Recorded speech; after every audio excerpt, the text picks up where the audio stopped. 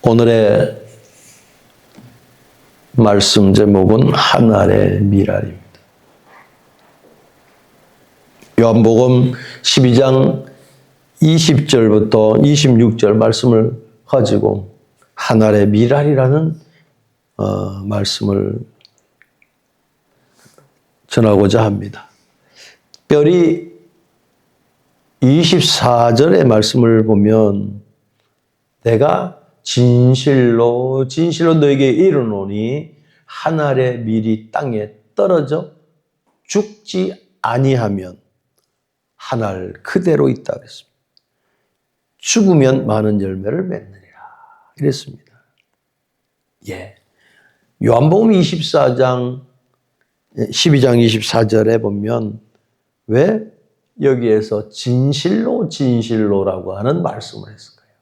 이 진실로라는 것은 구약에서도 확증하다, 지지하다 이런 뜻을 갖고 있습니다. 그래서 진실이라는 것은 아멘, 확실합니다. 그런데 여기에서 두 번 한 것은 성경적인 겁니다. 그래서 그 유대인들은 하나님의 말씀이 나오면 그저 아멘 하는 게 아니라 그 말씀을 유대인들은 아멘, 아멘 이렇게 했습니다. 근데 요즘에 우리 성도들은 그냥 은혜가 되면 할렐루야, 그러면 아멘 하는데 성경적으로 유대인들이 신앙생활하는 거 보면 아멘, 아멘 이렇게 했습니다. 이 말씀은 우리 주님께서 진실로 이렇게 말씀합니다.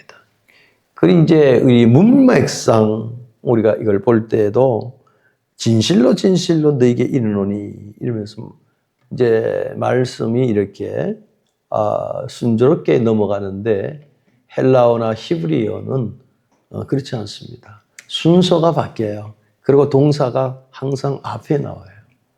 그런 면이 많습니다. 그래서 진실이라는 것을 강조하시거든요.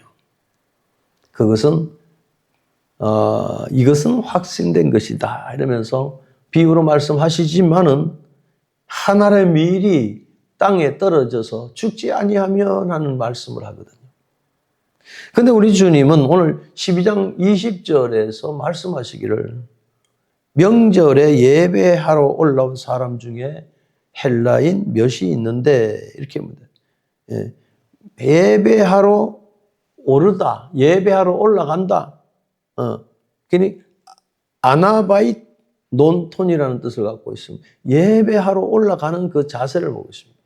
근데 헬라인 일부가 헬라인 몇 분이 있는데 이렇게 말하면서 빌립에게 가서 얘기를 합니다. 빌립과 안드레에게 가서 선생이여 이러거든요. 여기에서 선생이여라고 하는 것은 퀴리에라고 하고 있습니다. 키리오스라고 하면 주인이요, 주님이요 이런 뜻을 갖고 있습니다. 그러니까 이 사람들은 제일 잘 모릅니다. 그러니까 빌립과 안드레에게 가서 잘 들리시죠?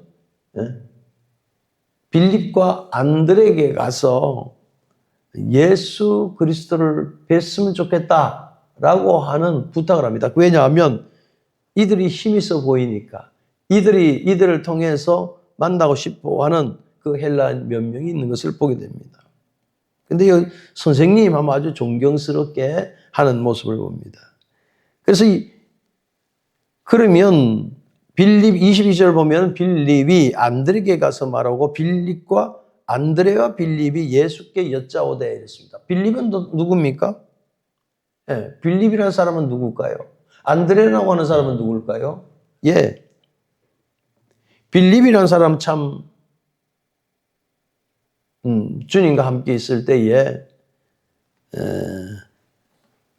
예수 그리스도를 동산에 쫓아와서 말씀을 듣다 보니까 먹을 것이 없습니다. 그러니까 이 오병이어의 표적을 행하기 전에 빌립에게 이 많은 무리를 먹이려고 하려면 어떻게 하겠느냐라고 하는 주님이 시험을 줍니다. 그러니까 빌립이 쳐다봤을 때에 그 5천여 명이나 되는 사람들이 앉아 있는데 이 많은 사람들에게 먹이려면 어떻게 하겠냐 그러니까 그는 깜짝 놀랍니다.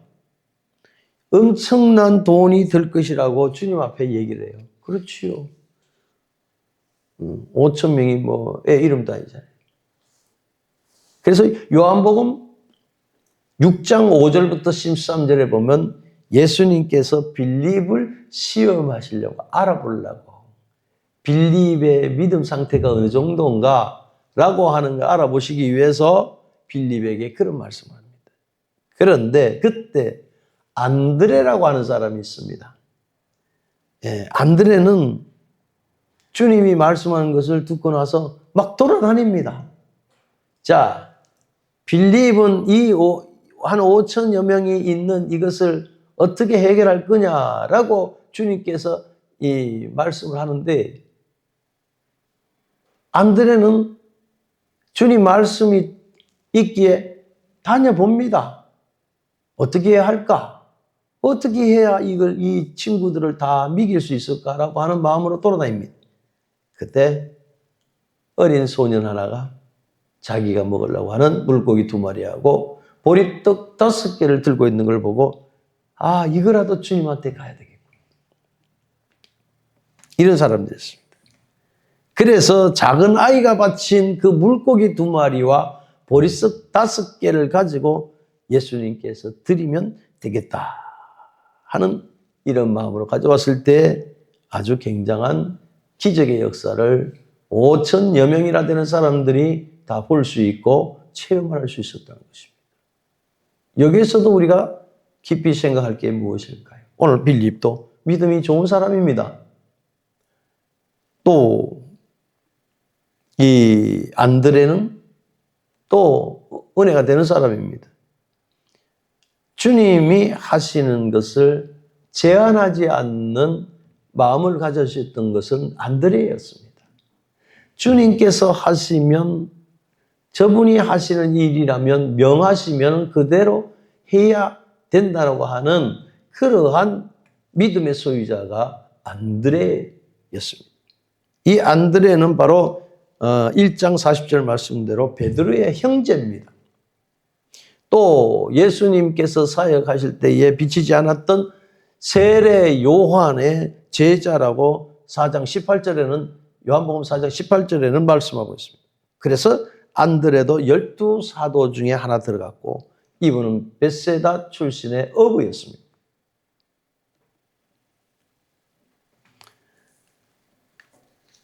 그들이 왜 굳이 빌립과 안드레에게 예수 그리스도를 뵙고자 했겠느냐 하는 것입니다. 지금은 말로는 면회 신청을 한 것이죠. 이들이 예수 그리스도를 한번 봤습니다. 어떻게 봤까요?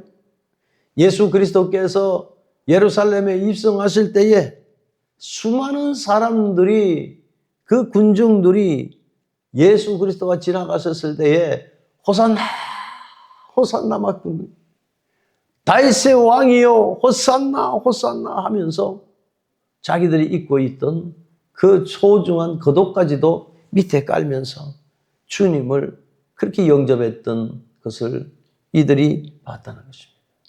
이 헬라인들이 보면서 어떤 그 헬라는 일부라고 원어는 말하는데 아무튼 주님을 만나보고 싶어 하는 그런 마음이 있는 것을 봅니다.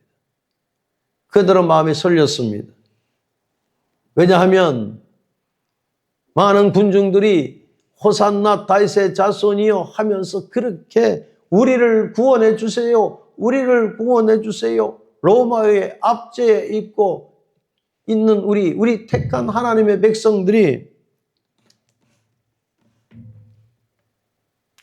이 나라가 평강에 임하기를 원합니다. 당신만이 이 나라를 구해줄 수 있을 분이라는 것을 우리는 확신합니다. 이러면서 저들은 마음껏 그냥 호산나를 불렀거든요. 그러고 나니까 예수님이 누구신가를 궁금했기에 뵙고자 했다는 것입니다. 주님을 알고 싶어 했다는 것입니다. 그래서 주님을 만나고 싶어 했다면 이들이 바로 빌립을 찾아갔고 빌립이 또한 안드레와 얘기를 하면서 주님을 찾아가게 되는 것을 봅니다. 그런데 우리 주님은 오늘 동문서답을 합니다. 이 유대인 일부가 찾아왔는데 주님께서 무슨 말씀을 하시냐 하면 요한복음 12장 23절의 말씀을 보면 예수께서 대답하여 말씀하시되 이르시되 인자가 영광을 얻을 때가 왔도다 이래요. 아니 배로 온다 뵀으면 좋겠습니다라고 여쭤봤더만 인자가 영광을 얻을 때가 왔도다. 이 영광이라는 것은 내가 영화로울 수 있을 때가 왔다 이 뜻이에요. 그러시면서 요한복음 12장 24절에 오늘 핵심적인 말씀이 참으로 진심으로 확실하고 명확한 이건 내 진실로 너에게 이르노니 너에게 할 말이 있는데 하늘의 미랄이 떨어져서 죽지 아니하면 하늘 그대로 있고 죽으면 많은 열매를 맺는다고 하거든요. 네, 그렇습니다. 인자가 영광을 얻을 때가 왔다. 마태복음 16장에서도 베드로의 고백이 어떻습니까? 주는 그리스도시요 살아계신 하나님의 아들이라고 고백합니다. 그러니까 주님께서 뭐라고 하냐면 너는 반석이다. 너는 반석이야. 천국의 열쇠를 너에게 주겠다. 네가 땅에서 매이면 하늘이 매일 것이고 네가 풀면 하늘이 풀릴 것이다. 이렇게 해요. 그런데요. 이렇게 베드로에게도 이 귀한 말씀을 칭찬을 해 주셨는데 베드로의 이 고백을 듣고 난 다음에 우리 주님은 뭐라면 십자가를 져야 할 것을 말씀하고 있어요. 십자가를. 근데 오늘 24절에 주께서 영광을 얻을 때 십자가를 생각을 해야 된다는 것이죠. 주님께서 영화로우실 때에 많은 사람들의 박수를 받고 위대하신 분이라고 칭송을 받고 그래야 할 텐데 우리 주님께서 말씀하신 넌 십자가를 지어야 된다는 그런 말씀을 하는 거예요.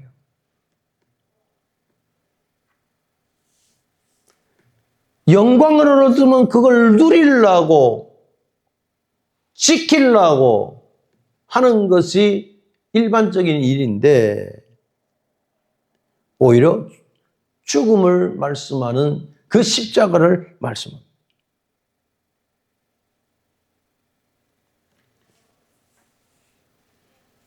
이 말씀은 우리의 삶 속에서도 깊이 어떤 삶 속에서 높은 자리에 있으면 낮아졌을 때에 생각을 하고 우리가 마음껏 기쁨이 있고 은혜가 있고 할 때에 과거에 얼마나 내가 고난을 당했는가라고 하는 것도 생각을 해봐야 돼요. 자수성가를 한 사람들 얘기를 들어보면 또 수전노를 보면은 악착같이 그 목표를 뚫고 살아갑니다. 그 사람이 그 삶 속에서 많은 것을 누립니다. 그러면서 하는 얘기가 과거에는 너무너무 어려웠었던 적이 있다. 힘들었던 적이 있다. 그것을 과거에 매여 있으면서 풀지를 못합니다.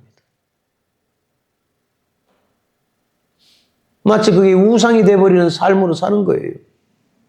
마음이 닫혀져 있는 거예요.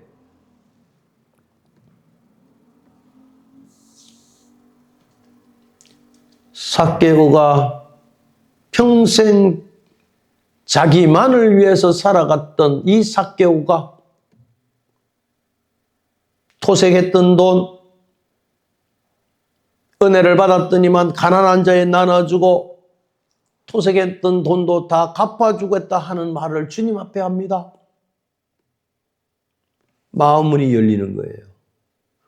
부자 청년이 어느 날 주님 앞에 나옵니다. 주님, 저는 이 율법을 너무너무나 잘 지켜선 사람입니다. 저는 하나님을 잘 믿는다고 자부도 합니다. 주님 가만히 듣고, 그래, 네가 참 열심을 내고 살았구나. 이렇게 주님께서 그 청년을 보고 이렇게 대화를 하죠. 이 청년이 아주 기가 올라갑니다. 왜? 보통 신앙이 아니었던 걸 본인이 자부하고 있거든요. 그러면서 주님 어떻게 구원받았습니까? 이런 얘기를 해요. 이 친구가 신앙의 깊이도 있고 구원에 대한 소망도 있고 이런 모든 궁금증이 있어서 주님 앞에 나와서 해답을 얻고자 했는데 이 친구에게 뭐라고 그랬어요?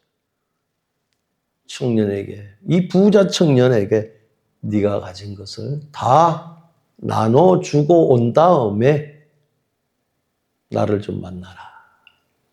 이 청년은 근심을 하면서 돌아갔다는 것입니다. 왜 그럴까요?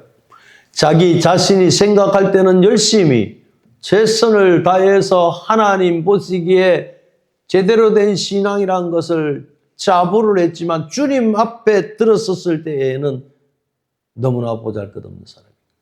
욕심이 가득함으로 인해서 주님이 가신 그 길을 쫓아오지 못했던 젊은 청년의 어리석음을 볼 수 있습니다. 어떨 때 보면 성경의 말씀을 보면 말씀과 우리의 생각과 우리의 생활이 늘 상반된 모습을 볼 때가 많습니다. 위대하신 주님을 보고 그렇게 호산나 찬송을 듣고 군중들이 그렇게 환영했던 예수 그리스도를 보고 싶어서 이 헬라인들이 찾아왔는데 주님께서는 그런 말씀을 하는 거예요.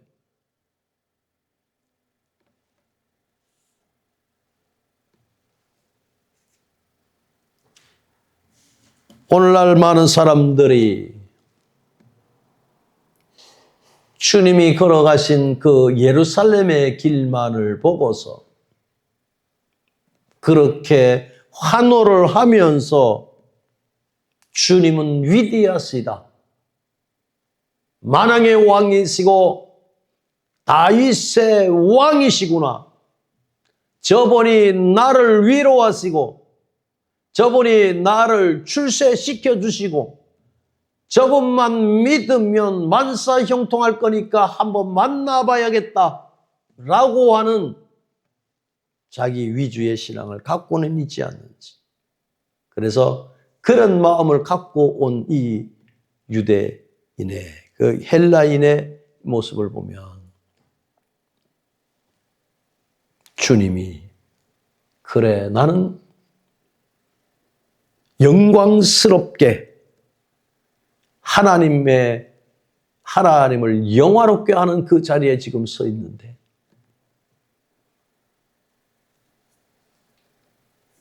그것은 십자가를 지는 것이 바로 그것이다 하시면서 하시는 말씀이 하늘의 미랄이라고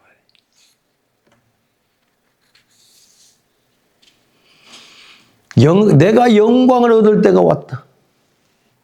이 단어를 볼 때에는 참 좋은 단어고 벅찬 단어이기도 합니다. 그런데 우리 주님은 왜 미랄이라고 하는 말씀을 하셨느냐고요. 미랄이 하나에 죽는다고 하는 그 죽음에 대해서 주님께서 왜 말씀하셨을까요? 그 말씀이 그 시대나 오늘날 우리의 시대에도 그럴 수 있어요. 그들의 구원은 십자가의 죽음 없이도 될 것이냐 생각해서 왔다는 겁니다. 사랑하는 성도 여러분, 우리 주님께서 하늘의 미랄이 썩지 않는 것은 십자가의 죽음이 없이는 구원이 열리지 않는다는 거예요. 주님의 영광의 길은 오늘 23절, 24절의 말씀대로 죽음입니다. 사람들은 호산나라고 하면서 칭송을 했던 그 영광스러운 것이 높이 올라가고 자랑스럽게 한단 말 할지라도 예수 그리스도가 이 땅에 오시고는 높고 높은 보좌를 버리시고 낮고 천한 자리에 오셨던 그 핵심적인 그 모습은 무엇일까요? 오신 것을 제자들도 잘 몰라요. 이 땅에 오신 예수 그리스도 잘 모릅니다. 예수 그리스도께서는 하나님의 창조물이었던 아담 하와가 하나님의 말씀을 거역함으로 말미암아 억만 가지 죄를 졌습니다. 그걸 원죄라고 하는데,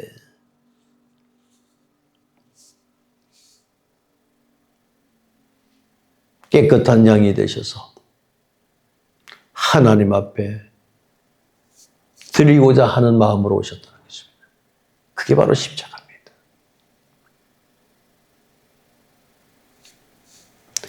그래서 쓴 말씀이 하늘의 밀이 땅에 떨어져 죽지 아니하면 그대로 있다. 영광을 생각할 때마다 우리는 오늘 말씀하신 그 말씀이 기억이 나야 되는 거예요. 밀알이라고 하는 것은 그 안에 그 씨앗 속에 생명이 들어있습니다. 이 말씀은 그 생명에 대해서 잠재함이 무한하다는 거예요. 신비로운 생명이 그 씨앗 안에 들었다는 것입니다. 근데 그것을 겉에다가 내다 놔버리면 언제까지든지 그게 씨앗 한 알이 그대로 있는 거예요. 어떤 역사를 이룰 수가 없습니다. 씨앗 속에 생명이 들어갔긴 들어갔는데 역사가 일어나지 않는 거예요. 그런데 오늘 말씀, 밀알이 먼저 땅에 떨어져야 돼요. 한 알의 밀알이 땅에 떨어진다고 그랬습니다.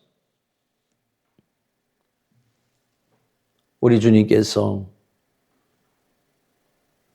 십자가에 못 박혀 죽으셨습니다.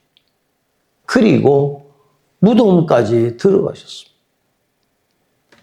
한 알의 밀알이 땅에 떨어져 죽어야 한다는 말씀이 뭘까요? 오늘 우리들은 내가 먼저 잘 나가야 돼요. 누구보다 좀 더 멋진 사람이 되어야 돼요. 내가 먼저 누구보다도 내가 자랑을 잘해야 할 자리에 서 있어야 됩니다. 항상 나라고 하는 것을 선두에 두고 나를 아주 이렇게 감싸는, 챙기는, 나를 보호하는 이런 삶이 있다는 것입니다. 그러니까 뭐든지 내 위주라는 겁니다. 내 위주. 그래서 오늘날도 개인 이기주의라고 하는 그 단어가 팽배하고 있습니다. 자, 그런 마음을 먹고 있는 자들에게 주님께서 이 어떤 말씀을 합니까? 밀알이 땅에 떨어져 썩으라는 얘기입니다.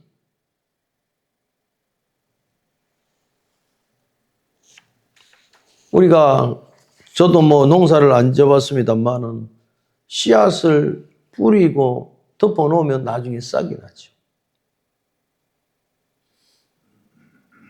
예수 그리스도께서 먼저 말씀하시는 것은 그 밀알이 되시기 위하여 그 땅에 들어가셔서 썩어질 것을 말씀하고 있습니다.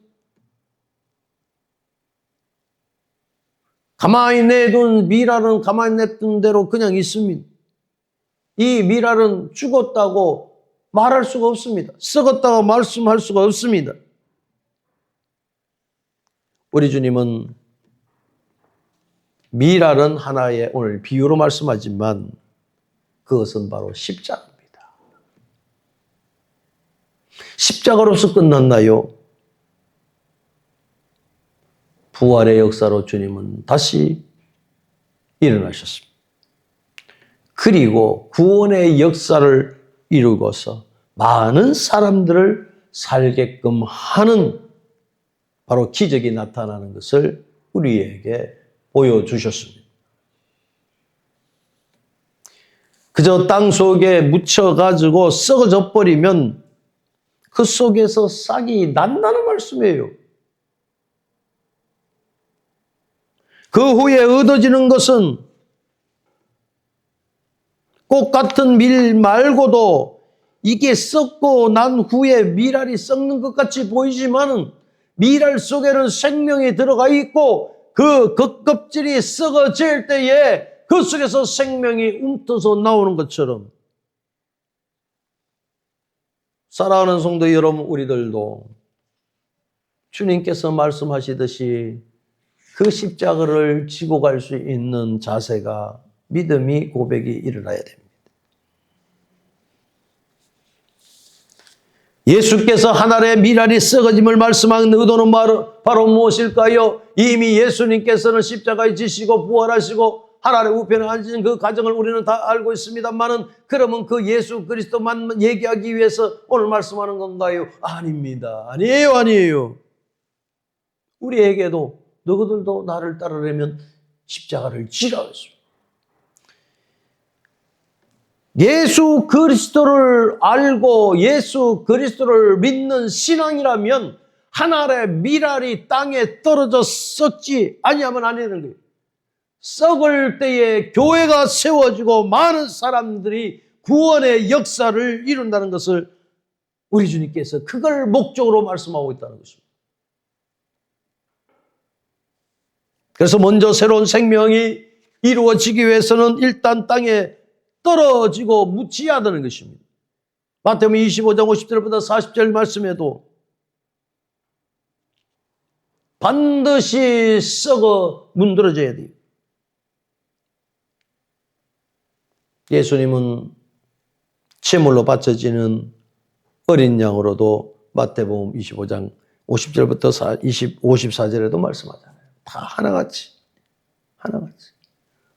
그래서 주님을 세상 죄를 지고 가는 하나님의 어린 양이라고 세례 요한은 말하지 않습니다.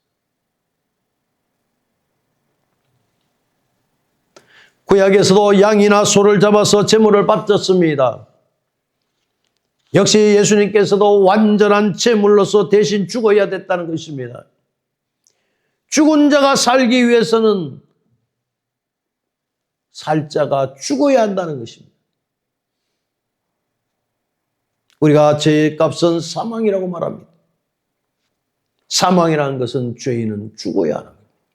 그럼에도 죄인이 죽지 않으려면 죄인임에도 죽지 않으려고 한다면 대신 의인이 죽어야 합니다.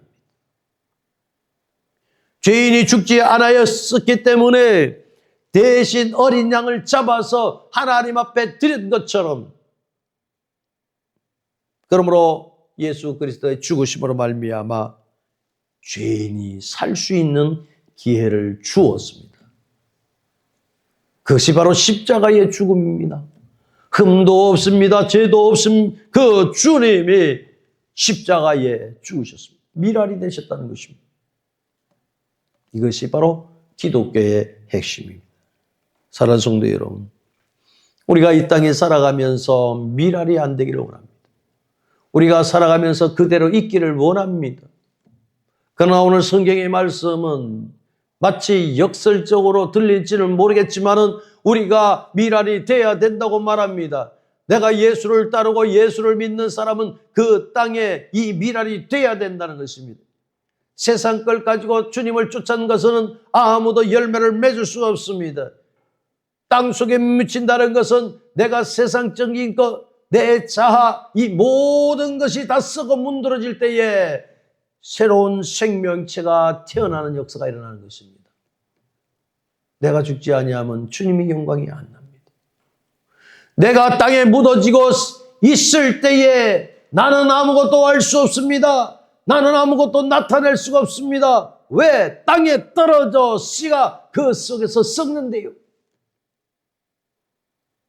그 다음에는 그 생명, 예수 그리스도의 생명이 그때부터 역사가 일어나는 것입니다. 주를 위해서 살고 싶은 마음이 간절하십니까?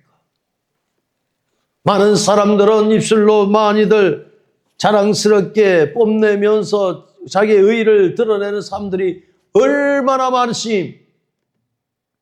진정한 하나님과의 나와의 만남 속에서 중요한 것은 내 자신도 하나님의 미랄이 될 때에 그 생명의 역사가 다시 쏟아날 수 있는 것처럼 우리 주님을 위해서 살고 하나님 나라를 위해서 살기 위해서는 하나님의 미랄이 썩어질 때에 역사가 일어나는 것입니다.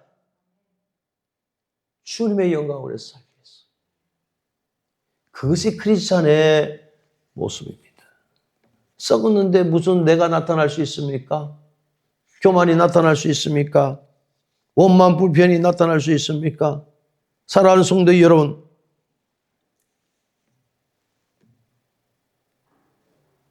오늘 우리는 주님께서 하시는 말씀대로 반드시 우리는 십자가를 지고 가야 됩니다. 십자가를 진다는 것은 내 자신이 완전히 썩은 미랄이 되어야 되는 겁니다. 땅에 묻는 것을 두려워하지 마십시오. 나의 모든 아집도 묻어보십시다. 교만도 묻어버립시다. 영이 살기 위해서는 육은 죽어야 됩니다. 네, 그렇습니다. 나라는 존재가 완전히 꺾이고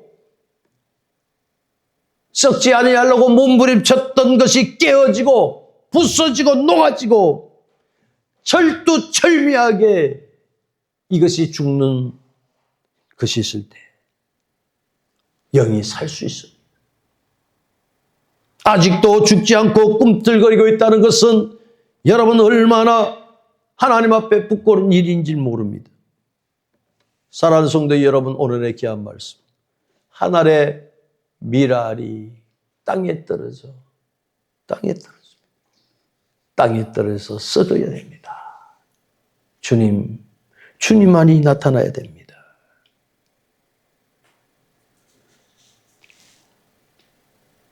그걸 몰랐을 때는 12 제자들도 우리 인간적인 생각을 다 가지고 있었습니다. 그러나 베드로를 위해서 해서 하나님의 은혜를 맛보았던 모든 제자들은 복음을 위해서 죽는 것을 부끄럼 없이 생각했습니다. 끝내는 순교자가 되었습니다. 사랑하는 성도 여러분, 내 자신이 묻어서 썩지 아니하면 내가 살기 때문에 그렇습니다. 우리는 영적으로 살아야 할 사명이 있는 것입니다. 그래서 기독교의 역사는 하늘의 미랄이 떨어질 때에 하나님의 역사가 일어났습니다.